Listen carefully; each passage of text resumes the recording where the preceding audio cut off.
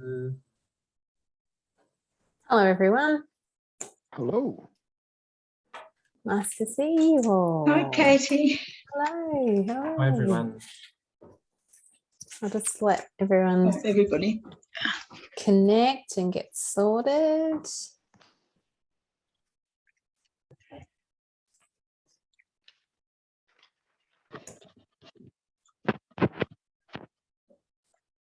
I think we've got a couple of apologies tonight from memory, but that's okay. We should have the majority of people tonight. So tonight it's session 3, all things physical activity tonight. So yes, we'll do a bit of a deep dive into physical activity and exercise and what we should all sort of be aiming for. And of course, all your questions are welcome and there's absolutely no silly questions. I'm keen to hear about how your fortnight has been though. So I'm going to start with you, Tan, if that's okay, because you're top of my little list of boxes. So if you'd like to just, it's good, bad, ugly, it doesn't have to be just good news, okay? So whatever you feel like telling me, go for it. Sure. From the nutrition point of view, more conscious, more starting to label more, and I use the app to scan a bit more. Oh, good. Yeah. So yeah, that's into more conscious about the nutrient side. However, bad means I got 2 party I went to, and they serve a lot of finger foods. And you can tell it's not healthy. It just, and there's no greens, lack of greens. It's just finger food, fried stuff. Yeah. And a little bit of alcohol, but apart from that. But I got to admit, look, it's easy to fall back into your old eating habit. Yeah, definitely. So yeah, and once I've done that, I didn't keep up with the diary, the food diary. Which I should resume. I think it's better when you visualize, when you see what you ate. Yeah. It help you. So yes. Yeah, absolutely. In session 4, I talk a lot about the idea of lapses and just what you've described there by going to the party, and it's sort of having a lapse in your diet.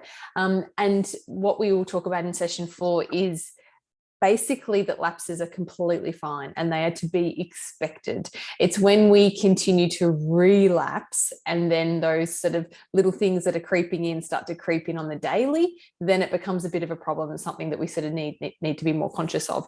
But you going to a party and having some finger food and having some alcohol, all those things are completely fine. So I don't want you to feel too guilty about anything like that, because when we try to restrict ourselves too much, it tends to become too hard, too uncomfortable. And so then we just sort of give up on all of it. So I think overall, what you've done in the last fortnight has been great. You're more conscious of what you are eating, you're reading labels, you're using the app. So that's all really, really positive. So I'm not concerned about one single party event. I think that's good that you are out and socializing. But definitely, if you find that the food diary is helpful at keeping you accountable, then yes, continue. That's good. Thank you, Tan. Nikki, how are you? Good, thanks. That's good. In fact, Yeah.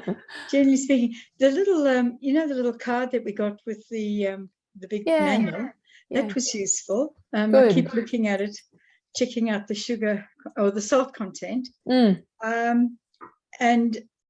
I lost a bit of weight, so that was really good news. Yay. But I must say, before you started, I just had a massive big binging period because it was my birthday. Anyway, as you say, we up and down. So, and the other one was HALT. Good. Think about it, and then a couple of times I thought, you know what? Yeah, you don't have to. But in saying that, I'm lying barefacedly because what I've got at the moment are little lollipops that you suck. Yeah. I'm having one of those an evening because they're good. Yeah. And that's giving you that sweet hit and it's satisfying. Well, it's Yeah, I feel as if I'm being naughty, but not so bad. Yeah, that's right. Yeah. Oh, good on you. That's excellent. I'm thrilled that you've had a little bit of weight loss. That's really good. Yeah, I'm glad to see I that. thought your last session was really very good. So, yep. Oh, great. You learned a few things. Yeah, excellent. Oh, good on you, Nikki. That's excellent. Hang on, let me just submit. Yep. Greg, how are you going? Yeah, it was okay. I used the reflect on the HALT thing a little bit as well, which was good. I didn't do the food diary, but I was taking a bit of note of the packaging and labeling on things. And great. My little surprises around packets of brown rice. I'm not sure if you see them from Coles. I find those really convenient, but they're actually 2 serves, and I found that really consistent because I would just definitely always have one, and I always find that the nutritional information per serve is really low when you look at like what they expect you to get out of it. So that was interesting. But the question was just I found myself just getting really like feeling not so much feeling tired, but just feeling quite hungry, and then getting a little bit lethargic as well, and just being like, am I having enough calories? And I feel like at the moment I'm not sort of yin and yang, but just not sure how to measure what is the right amount for me. Yeah, absolutely. I think what you've just identified there is spot on. So when we aren't eating enough, feeling tired and feeling fatigued is 100% one of the strongest and biggest signs of not feeling our bodies. And if you are feeling more hungry and more fatigued, then I would absolutely recommend that you do consume more food. There's no point trying to avoid food, because you will just become so sort of distracted by the feelings of hunger and the feelings of fatigue. So absolutely, if you feel that, I mean, brown rice is a tricky one. Well, no, I shouldn't say it's a tricky one, but if you feel that you would eat the 2 serves in that sachet and feel much more satisfied, then by all means have the 2 serves. I mean, there's nothing so bad in brown rice that we'd be worried about how much brown rice you were actually eating. It's more so when we're having a tub of ice cream and we're having 6 serves when they're saying that this is 1 serve, it's more that kind of food. But definitely, if you feel that you could be having slightly larger portions, then do so, because we don't want you feeling wrecked all day, where you're feeling like you're really dragging yourself around. We want you to be fueling your body and eating well and frequently. Yeah, I find I get sick, and we've just come off like a cold binge in our kids. But I do just feel a lot more susceptible to it when I'm if I'm not eating. And then I was telling you earlier on, like very much when I'm sick, I eat. I'm definitely a comfort eater. Yeah. Although my food tends to be on the health, I think it's on the healthy side, but I still eat a fair bit of it. And But I was just sort of feel like I'm cutting too much of it too long. Then my body's not well enough or not fueled enough to keep myself, the immune system high. You fall into that sickness, and then I eat because I'm like. Then you double down again. Yeah, that's right, miserable. exactly. And when we aren't well, definitely one of the ways our body can respond is by looking for more fuel, because of course it's got this bug that it's trying to fight, and so it's looking for sort of more nutrients, I suppose. So it's just a matter of what you're fueling yourself with. So you can eat veggies and fruits and those types of things until the cows come home, basically, and they're a really positive thing to be eating. So don't ever feel worried about that, particularly if that's what you tend to do when you aren't feeling well, I should say. But also coming off the back of a few weeks of everyone being sick in the house, I mean, it does take you a little while to get going again. So it might just be a combination of not having quite enough food, but also still not being sort of 110% yet. But yes, you have my good authority to actually increase the food that you are eating slightly, but increase it with the good stuff. So have more of the grains and the fruits and the veggies and some protein and things. I don't want people to be starving. That's not the point, because you'll just end up hating me and hating the life program. So I don't want that result. But yes, very good points, Greg. That's good. Hopefully we can see spring on the horizon and we can all be done with these damn colds. Manny, how are you? Yeah, good, thanks. Good. Well, last time after we finished the session, I ended up with a bit of a head cold, which wasn't much fun. It wasn't COVID, just a head cold. Yeah. So I was a bit tired over a few days, so early nights to bed and things like that. But apart from that, I've started to exercise daily, so around where I live, about a kilometre, although I'm sort of trying to do 3 kilometres, and I've done that a few times. Good on except you. today I failed. Yeah, that's okay. And on the weekend I did do a bike ride, so that was 15 kilometres, so that was good. Excellent. Starting to change the sort of food we're eating in terms of like peanut butter. I read the label and I felt, the sodium's a bit too heavy on that. Yeah, So good. changed the brand into something that's a little bit more oily, but seems to be better. So we're making those changes. Breakfast, as my partner and I alternate, one day I make breakfast and the other day she does, we're having more fibre. So we're not just having toast anymore. Great. And because we have every plate delivered, which is really good because that helps me to cook because I need a recipe to cook from. Yeah. That works out okay, except the plate sizes, the portion sizes are sometimes an issue. You order for 2, but it's like you could actually have a third person there. So I think I just got to watch the portion sizes. But overall, just taking note of everything and just trying to make some changes in different places. Yeah. Yeah, fantastic. And I love that. They're all really simple, small, yet will be very effective changes. So I think that's fantastic, particularly that you're having the extra fiber in your brekkie. That's a really great way to start the day. You're moving more, so you're sort of really prioritizing the exercise each day. And just like you said, making small swaps, that change in peanut butter over that 12-month period, that's a significant decrease in the amount of sodium that you're having. So that will lead to a big change. So that's fantastic. With the portion control stuff, I agree, it gets really tricky. But I wonder whether if it's a type of food that you can portion off and have someone can take for lunch the next day, like can it be that you sort of set up 3 portions? Yeah, you can do that as well. With some of them, I suppose, It might be drifting in that direction because we both agree that they're just a little bit large. Yeah. So that might be a way to go about it when you are setting out the meals at night time, to actually do 2 plates and then do a lunch for somebody to be packed away for the next day. But that's great that you're aware of that. You're not just eating because it's in front of you, so you're thinking about it, which is fantastic. Good on you, Manny. Great report. Rosemary, are you there? Can you hear me? How are you? I'm You're back. Yeah. I've got bulging disc, so I can't really do very much. You poor thing. Yeah. Just been going on for 3 weeks. But I'm having my regular porridge for breakfast and mycelium husk, etc. Great. Yep. And try to have one other meal a day because I don't always feel like cooking. So if I have to go out, sometimes I go out and just grab a light lunch, so that'll keep me going for the rest of the day. And because I'm not able to shop much, there's no rubbish coming into the house as well. So there are some positives. Yeah. Very few positives to a bulging disc, but I'm glad there's a little bit of the silver lining there. Yeah, you poor thing. So hard. But and are you're obviously still seeing sort of like a physio or a chiro, or you're seeing somebody? No, I see a physio regularly. Yeah, okay. Strong painkillers, which also don't necessarily help you with your appetite. So no, of course. Yeah.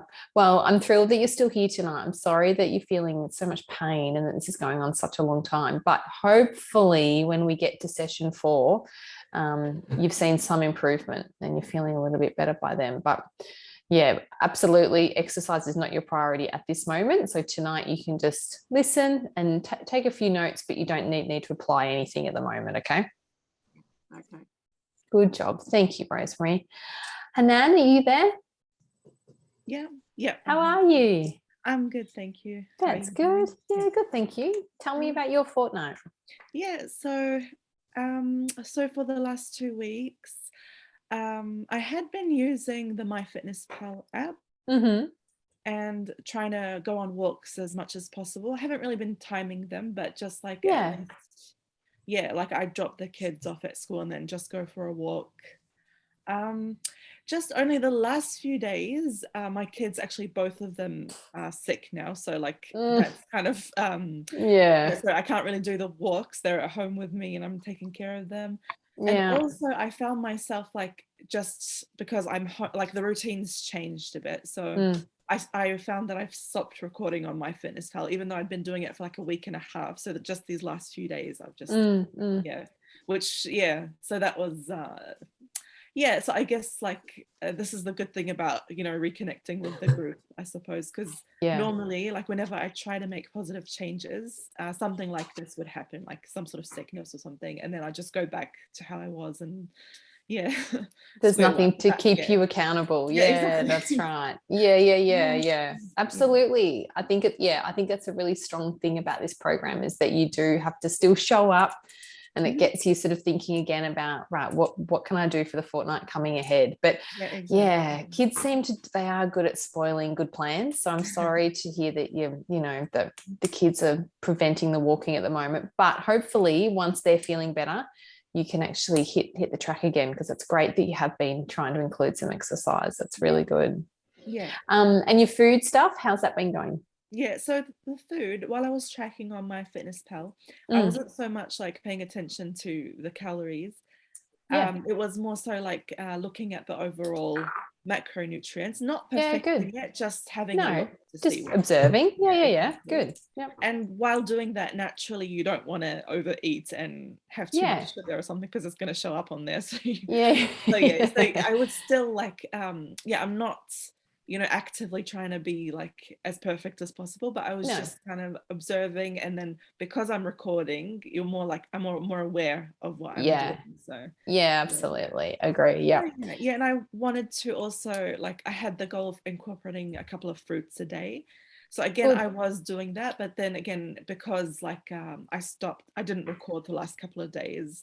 I just kind of reverted to my default, let's say, and I just forgot about that goal. So that's absolutely fine. And I cannot stress that enough. There is no such thing as perfection when we're talking about this kind of stuff. So absolutely, you just wake up, you do your very best today, and then if it's not quite your best, that's okay too. The next day you wake up again and you try to do your very best again, learning from what happened the day before. But there's no such thing as each day being perfect. So I love that you're trying things and that you're just doing your very best each and every day. So that's all I can ask. So that's fantastic. Good on you. I look forward to hearing how your next fortnight has been. Hopefully there's no kids around. That's my... good on you, Hanan. Thank you. Thanks. Melissa, how are you? Are you Hi everybody. I'm actually sorry. I'm actually in bed with my mum at the moment, who I'm looking after. Is she okay? So she's okay. Hey, Mum. But I've actually not felt well today either.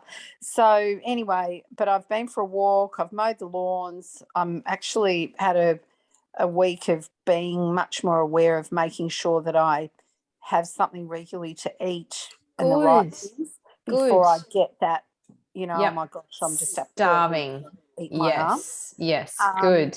And definitely, making sure like that I walk the dogs, like just making sure I go. And definitely drinking more water too. Amazing, good, because you were drinking none. Yeah, that's it. So good on you. Yeah. So fantastic. That's how it's been. Yeah.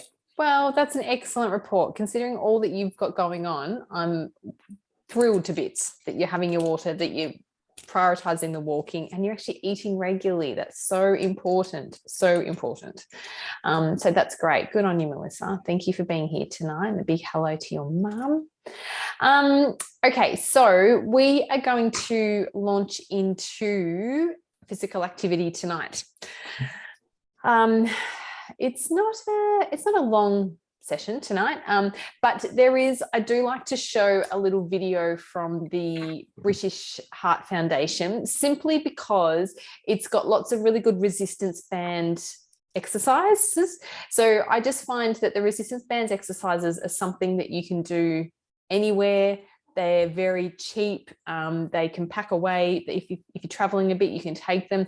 Anyone can use resistance bands, and it gives you that strength-based activity that a lot of people aren't quite doing enough of. So I just wanted to show that little video tonight. So it is a bit outdated, it's a bit daggy now, but the content itself is very, very good. Okay.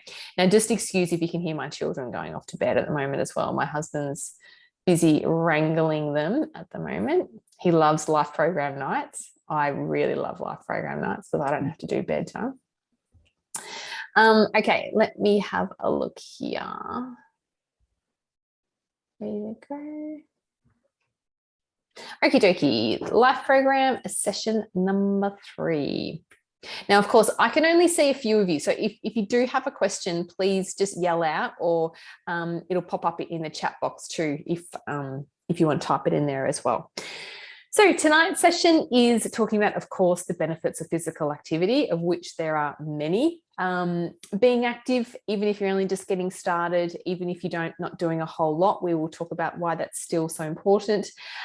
Looking at why we should really be trying to reduce the amount of time that we are sitting. That's something that I need to really focus on. I hate to think of how many hours I've sat for today. What some of the barriers are around physical activity, and ideas for sort of setting physical activity goals and what they can look like. Most of you, I'm pretty confident when I reflect back to our intro session, we would have set a bit of an exercise goal for each of you. So maybe tonight we could look at, maybe it's something for you to think about adding on to that in doing a little bit more exercise, or simply just re-engaging with what that original goal was and making sure that you are doing your very best to achieve it. The life goals, you guys know all about this: decreasing the amount of fat, particularly the amount of saturated fat, increasing your fiber, decreasing your sodium. Tonight's big one, increasing the amount of physical activity that you do. Everyone should be aiming for at least 30 minutes of moderate physical activity each and every day. And when all those things fall into place, you can sometimes see a little bit of weight loss, which is fantastic. So being active, even if you were just starting, even if you have never exercised before, or you're not somebody who regularly exercises, or you've never seen the inside of a gym, or all of those things, doing something is always so much better than doing nothing. And the reasons are because it reduces the risk of type 2 diabetes. And that's absolutely why we are all here. It helps to prevent the onset of heart disease, stroke. It reduces your chances of developing high blood pressure and also some cancers. And also, if you already have been diagnosed with high blood pressure, it can assist in reducing that blood pressure again. So ensuring that it starts to go that way. It helps to build and maintain healthy bones, muscles and joints, in which in turn then decreases the risk of injury. And really importantly too, it's so good for our mental health and promotes psychosocial well-being. So as much as we talk about in this program how important our body's well-being is, just as important is our brain's well-being and how our mental health is going. So the benefits of physical activity are numerous and endless, but of course, when you are exercising regularly, it decreases your chances of obesity, your waist circumference goes down, your chances of insulin resistance goes down. Now, insulin resistance is what leads to type 2 diabetes. Your blood pressure decreases, your serum triglycerides decrease, and your HDL cholesterol increases. Now, I'm not sure if I've touched on this before. I get confused with all my different groups and who I've said what to, but cholesterol is really about a balance between the good cholesterol and the bad cholesterol. So we want your HDL, the good cholesterol, to be high, and we want your LDL, the not so good cholesterol, to be lower. So physical activity, whilst it's so good at reducing all these things, it's also really good at helping to boost our HDL cholesterol. And that's a really important thing too when it comes to our ratio of cholesterol, good versus bad. Now, this slide is what we should all be aiming for when it comes to the amount of physical activity that we're all doing each and every week. So, absolutely, doing any activity is always going to be so much better than doing none. So I don't want you to look at these numbers and feel overwhelmed by them and then be so overwhelmed that you feel like it's too hard, I could never do that much, I'm just going to do none. doing something is always going to be better than doing nothing. Being active on more days than not is also the preference. So if you are somebody that goes for 2 1.5-hour walks per week, that is still fantastic. But what our bodies really like to see us doing is doing a little bit of exercise on more days than not. Okay. So what we can be aiming for is around 2.5 to 5 hours of moderate intensity exercise per week. So that's basically like a brisk walk. So we're not dawdling, we're walking with intention. Okay. So looking at around 2.5 to 5 hours of moderate intensity. So that equates to 30 minutes per day, around about, or a little bit more if you're aiming for the 5 hours. Or alternatively, if you do more vigorous intensity exercise, you can do less. So if you are doing vigorous intensity, which is you're really working hard, you're sweating, your heart's pounding, if you are more inclined to do that more high intensity exercise, then you can do less of it over the week per se. So looking at more like about an hour to about 2.5 hours. Now, for me personally, that's exactly what I do because I don't have very much time in my week with young children and work and all the other things that go on. So I try and go to around 3 group fitness classes per week, but they are really high intensity. So I find that for me, that's a good amount of exercise and it maintains my weight and ensures that I'm feeling like I've been active each and every single week. If I can't get to the 3 classes, then I will try and then do a couple of walks to sort of compensate for the 3 classes. But that's what I personally try to do is the more vigorous intensity exercise each week because there's no way that I could find the time to do 30 to 45 minutes of walking each and every day. Now, on top of that, so that's your cardiovascular activity. On top of that, we should also be doing at least 2 sessions of strength-based activity. Now, that's where the resistance training, the resistance bands and resistance training comes into it. Now, from my experience, I find that most people are getting adequate amounts of cardiovascular activity in. It's the strength-based activity that is generally not happening. So that's probably the one focus that nearly everybody should be having is trying to do a little bit of strength-based activity each and every single week. Now, when it comes down to breaking it into, well, how much is that, Katie? Like, is it an hour of activity? Is it 30 minutes of activity? So really, it's looking at, you would want to be doing, my sort of rough guide is around, 5 to 6 different exercises, and you might do 3 rounds of 12 to 15 reps. Okay, so that's sort of a bit of a guide as to how much. So you'd want to be making sure that you were working most of your big muscle groups and that you would do a couple of sets of 12 to 14 reps. But you don't have to use a very big weight. A can of baked beans is completely sufficient. If you're somebody who's never done any strength-based activity before, then just using cans is a great way to start. We don't want you to injure yourself. We want you to start light, but do high amounts of reps. So that's why it's difficult to say how long you should be doing strength-based activity for, because some people might do that kind of combination in 20 minutes. Others might take more like an hour. So we don't sort of give the strength-based activity a time frame. We more so look at how many exercises and then also how many reps of that. So that's the amount of physical activity that all the adults here tonight should be aiming for. It can feel like a lot, but then I think as well, when you break it into smaller bites across a week, then it's not quite so bad. Now, I'll just keep referring to myself because that's what I know best. But in my vigorous intensity group fitness classes, I always do ones that are using weights. So I try to do 2 birds, 1 stone, basically, where I'm doing my vigorous intensity exercise, but I'm also getting my strength-based activity in there as well. So that's sort of how I try to do it across a week. Because again, I'm just trying to consolidate. I'm just trying to get all the exercise I can in a short amount of time. On the flip side of that, so that's how much we should be moving our body. On the other side is trying to reduce and eliminate the amount of sitting, the amount of sedentary behavior that we are doing.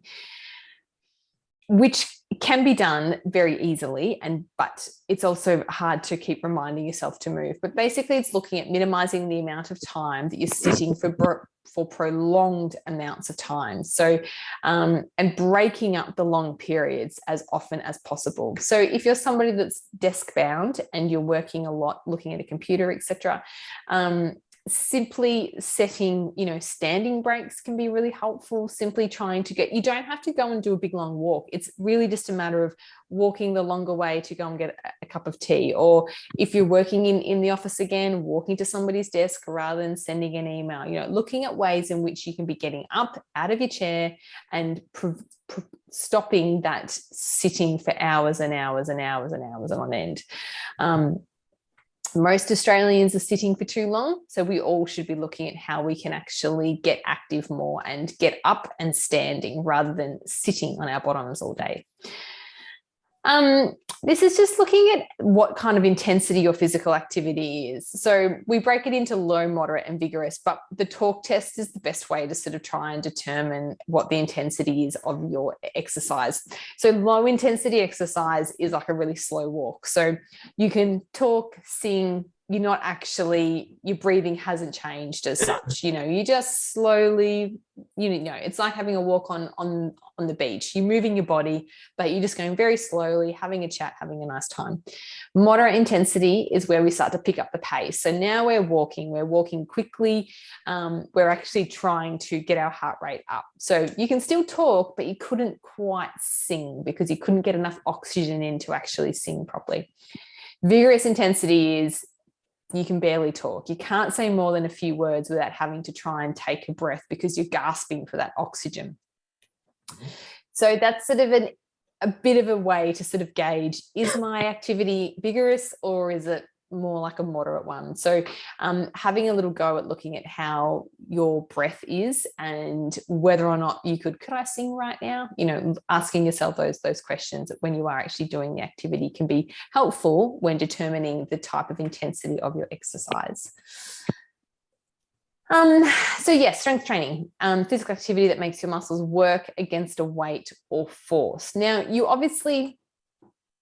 can, of course, use weights if you've got a couple of, you might have a barbell at home or you might have a couple of hand weights that you use. So absolutely, you can use weights. Again, like I said, you could just use cans, you can use resistance bands, but also you can just use your body weight. So if you didn't have anything at home that you could use, you could simply do some squats. You could do some lunges. You might want to do some push-ups on the wall or some push-ups on the floor. It doesn't have to be weighted. You can just use your body weight because that works against you. That provides that force that we're looking for your muscles and for your skeleton. So absolutely, it doesn't have to be that you go to a gym and, go and slog it out and sweat it out with all the bodybuilders on the gym floor. You don't have to do it like that. You can simply do it at home and do some very easy exercises that don't require any equipment. But doing it is the most important thing because we know that strength-based training is so incredibly important for people, particularly as we're aging. We need to keep that lean body mass being built. Because as we age, we see that very, very, very, very, very common that as we age, our lean body mass deteriorates and starts to decrease. And so then, of course, we have the problems with our joints and with our skeleton, and things tend to roll on from that. So maintaining some kind of lean body mass is incredibly important for all of us.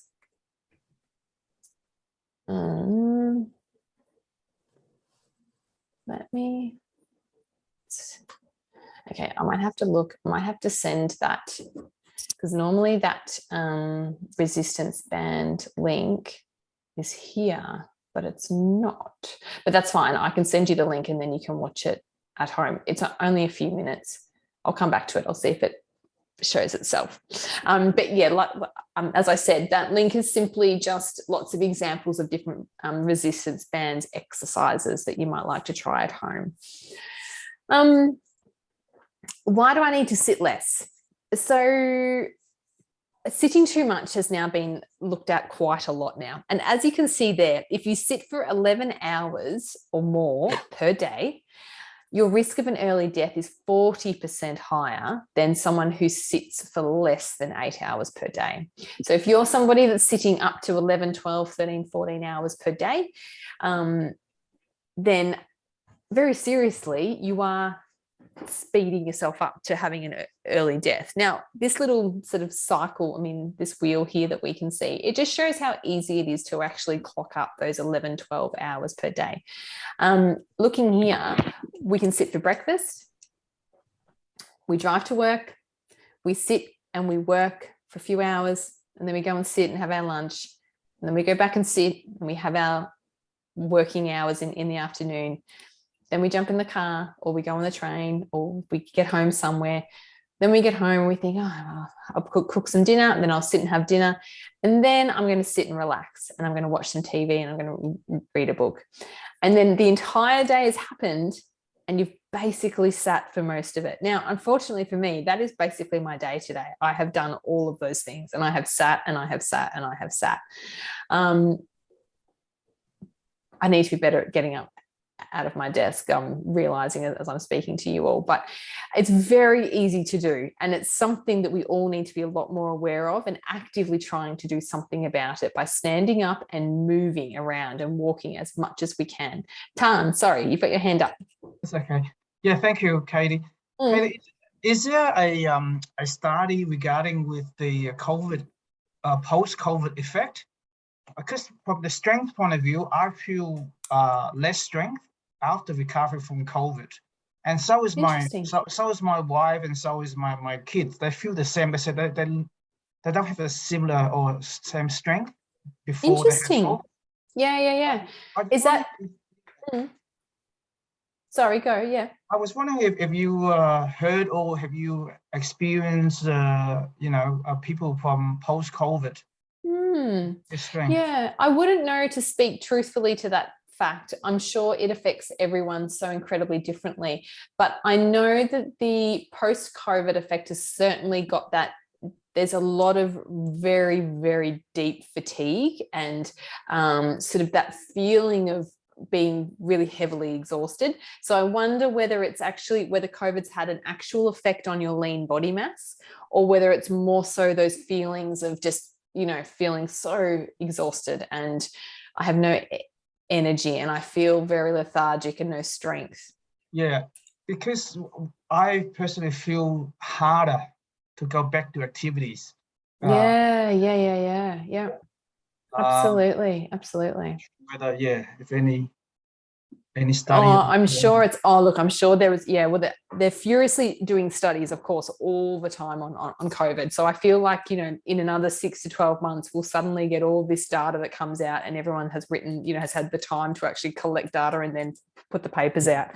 I'm sure there would absolutely be a link there, Tan, definitely. And if you are feeling like that, like it's feeling very hard to do anything, keep coming back to the same point of anything is going to be better than nothing, even if it's simply a 10-minute walk around your block, or it's a 10-minute walk out your front door. Anything is going to be better than nothing. But whilst you're not feeling full of beans or energy and as such, don't push it. I don't want you to sort of feel like you've got to really get those 2.5 to 5 hours of walking in each and every week. If you're just not feeling up to it, your body recovering, it's much more important. Okay. But yeah, it's a very good point. And I'm curious myself as well. So I've made a little note here. I'll see if I can have a quick look on any of the PubMeds, the research websites, and see if there's something. I'm sure there is a link though. I'm sure there would have to be, Tan. Good question. Thank you. So yes, coming back to the sitting thing, it's a very real issue, and it's something that has a big impact on our life and the way in which we live our lives. So it's just something to be aware of, and to start being conscious about thinking to yourself, how many hours do I actually sit for? Because if it's more than 8, then some sort of intervention might be required. Looking here, barriers to physical activity. Now, there are so many reasons not to exercise. We've all come up with these. So some of the really common ones: I'm too busy, it's too expensive, I don't have anyone to go with, I'm too old, I'm too fat, I'm too tired. The weather is too hot. It's now too cold. Now it's raining. I'm busy doing family things. I don't feel like it. I'm in a bad mood. It's too hard to change. It's uncomfortable. You know, there's so many reasons why we can choose not to exercise. And I mean, of course, I've tried all of these, but the thing is that at the end of the day, you can think of all the barriers that make you not want to exercise.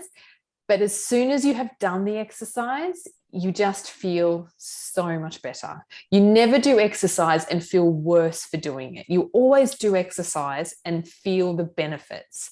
So I think there's lots of barriers that prevent us from actually doing it. But if we just tried to shush those and put our runners on and just got out the door and got it done, we almost feel instantly better. So there is always going to be a reason why we can't exercise. There is always going to be a reason why we think, I'm not going to go for a walk today because I'm really stressed, because I've got to cook dinner, because I've got to, you know, because. But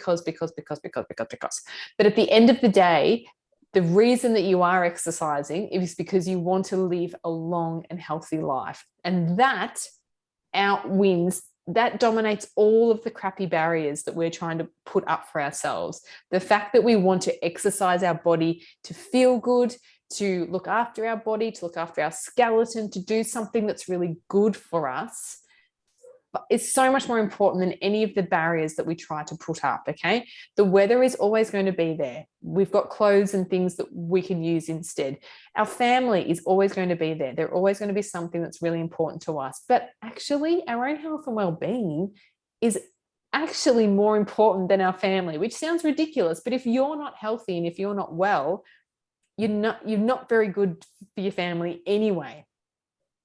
So, you know, I feel that the barrier thing is a very common one, but it's getting yourselves headstrong. It's getting your head in the game and deciding, this is what I do. I exercise at this time of the week. I do this activity and this is how long I do it for. And you get it done. There is no negotiation on exercise. It has to be done because the benefits of it far outweigh any negatives. Now, Rosemary, of course you are in a different ball game at the moment. This is not being spoken to you because you need to look after yourself, most importantly. But definitely, if any of these barriers are common for you, come up with solutions. You know, if you are too busy, when everyone has got some time to exercise, everybody. The weather will always be there. Like I said, your family is always going to be there. The I'm in a bad mood one doesn't even fly because as soon as you exercise, you always feel so much better. You always feel your mood changes and you feel happy and you feel better for doing something. It's uncomfortable. Yeah, exercise is uncomfortable, but that's okay. It's okay to feel uncomfortable occasionally. So if any of these are your barriers, these are ones that resonate with you, I want you to write them down, but I want you to also then write down why it's so important to exercise, because the benefits far outweigh any negatives every single day of the week. Mm-hmm. Now, this is just some ideas around ways in which you can get your activity in each and every week. So, of course, walking is the number one easiest, cost-effective. Everyone can do it. You don't need any equipment. You don't need any gear. You can just get your runners on and go. Swimming, tennis, so that's sort of like your moderate intensity exercise. So those are the ones you'd be looking at doing around 2.5 to 5 hours per week. Vigorous intensity exercise is like you're running, you're jogging. You might go for a fast bike ride. You might, like I do, you might do some group fitness classes, or you might do organized sports. You might be someone that likes to play soccer or something like that, the social side of things. Your strength training activities. So looking at your strength exercises, like I said, maybe you set yourself a little combination of some push-ups and some squats, some lunges. You might want to get a couple of resistance bands. But even like it says there, park your car far away from the supermarket and carry your supermarket bags. Like that's still strength-based activity. That still counts. So if you're somebody that, you know, goes to the supermarket more times than you like to admit, like me, then park your car away from, you know, the supermarket. Try and get some incidental strength-based activity there.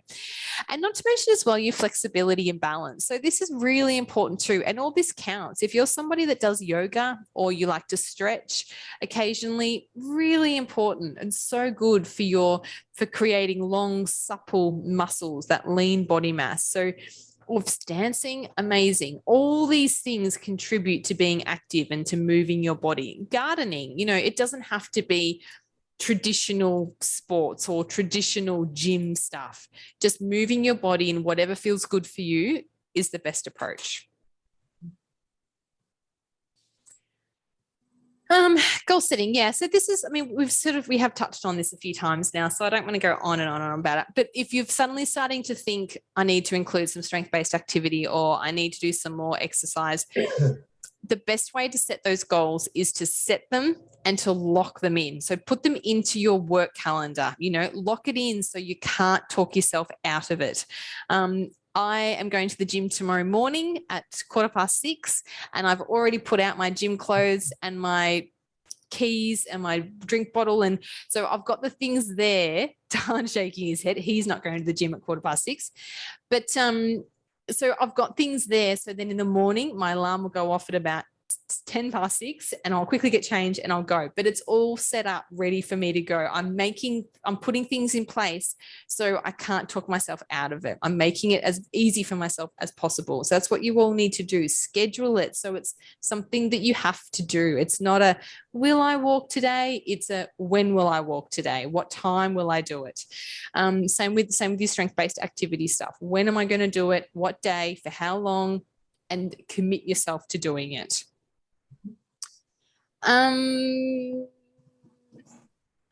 Yeah, so those are just some simple ones too about, of course, like taking the steps. These, I'm sure you all know these things. I find generally that people know what to do when it comes to physical activity. We all know that we should be walking, for 30 minutes each day. We all know what we should be doing.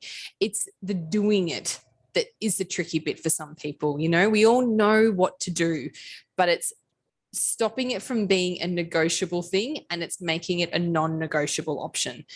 This is what I do this many times per week, no matter what. So I don't want to patronize you all and say, take the stairs instead of the escalator, because I know that you all know that. And some days you might, and some days you won't have time to take the stairs because you've got to get somewhere really fast. But definitely looking at your week and looking at your days and thinking, where can I add some more movement into this? Because like Katie, I'm sitting for too long. So wrapping up group session 3 today. Planning to reach your physical activity goals makes it much more likely that you will succeed. Lock them in, set yourself up for success. You don't have to be super young, healthy, and fit to be physically active. You don't have to get your Lycra leotards on in order to do exercise. You can move your body in whichever way feels comfortable for you. You don't have to be a gym junkie. Absolutely everyone benefits from doing physical activity, and it's not just a body thing, it's also a mental space as well that we get the benefits from. Incorporating physical activity into your everyday lifestyle can be achieved with very small changes. So again, it doesn't have to be hours and hours. Even if you think, I want to do 30 minutes of walking each day, but I don't have time to do a 30-minute block, then you might jump up in the morning and you might do 10 minutes. And then on your lunch break, you might do another 10 minutes. And then after work, you might fit in another 10 minutes. You don't have to do 30 minutes at the one time. You can break it up into whatever amount of, increments you like. It's got to fit you and it's got to suit your lifestyle. That's the most important thing. So make it work for you. Make it something that you're comfortable doing. Ignore that. And there's a few good readings in the book. I've lent my book to somebody, so I don't have it to actually show you guys tonight, but you will all know in session 3, it's there. And there's some good reading in there as well for you to do just to sort of reinforce this messaging tonight. This is just some local places for physical activity. Now, parkrun is something that I know happens in most towns and areas and suburbs and things. So generally it happens on a Saturday morning. It's a 5K walk or run or pushing of the pram. You don't have to, you don't have to be super fast to do that, but that's a good one because it just commits you to that Saturday morning session, I suppose. So I know lots of people love parkrun. They have lots of people get involved in that. The Live Life Get Active program. Now it's worth having a look at that on the website because like I know, for example, here in Shepparton, we do have a Live Life Get Active program and they run free like group fitness classes, but they're done out in parks and that kind of thing. And you don't have to have any equipment or anything, but you can just go along when they're running and just be part of it. So that's a good way to get some ideas on different exercises and just to be part of a group fitness class, but not necessarily in a gym. The Heart Foundation has always got lots of different walking groups going on. So if you like to walk with a group, or you might like to, try new walks or go to different areas to do walking, then that's another good one. And of course, a gym or a personal trainer. That's just an obvious choice, but some people quite like having some people, do enjoy having a personal trainer. It keeps them, accountable, and they might get you to work a bit harder than you might work on your own. So there's just a few options that tend to be in all areas, regardless of where you are in Victoria. Oh, don't look at that because I forgot to update when we are actually catching up next. So ignore that, the 3rd of May. It's obviously not then. We are catching up on the 16th of August. That will be our very next session. So are you all going to hang up from me and put your runners on and go for a walk?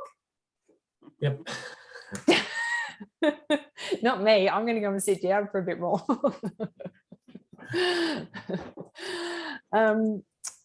Does anyone have any questions? It's a lot of information again, but truly all I hope is that you take from that is that doing something is always going to be better than nothing. And if you can aim for even getting close to those, the recommendations, wonderful. Yep. Yeah, Katie, just a quick one, please. Of course. With our watch, our app, and everything else, they talk about the count the steps. Yes. Right? So, to me, step is not as effective as you do like your normal, like your half an hour, like active, intense, moderate intensity. Yeah. Mm-hmm. Is that true? So, for example, if I walk around, let's say shopping or in a warehouse for an hour, and I say, yep, my step is, let's say 5,000 steps. Yeah.